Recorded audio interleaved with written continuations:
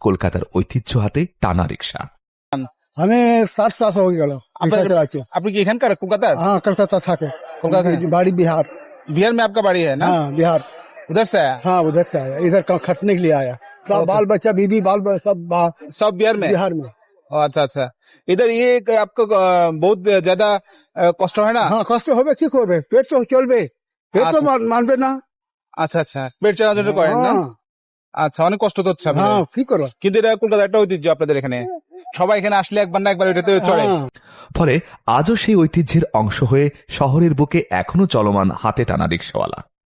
ঘন্টির ঠুং ঠুং শব্দে একটা মানুষ টেনে নিয়ে যাচ্ছে আরেকটা মানুষকে। आप कहाँ से है? बिहार। बिहार से आया ना?